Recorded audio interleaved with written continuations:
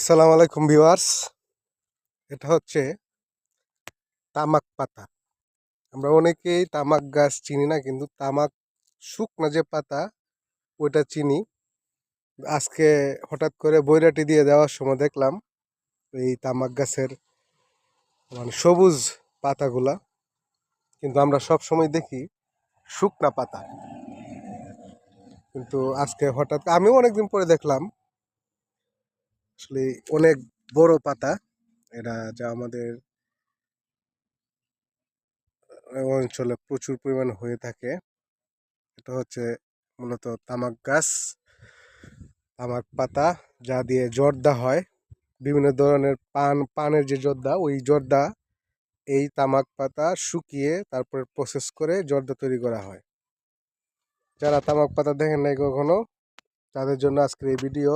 অসংখ্য ধন্যবাদ। আসসালামু আলাইকুম।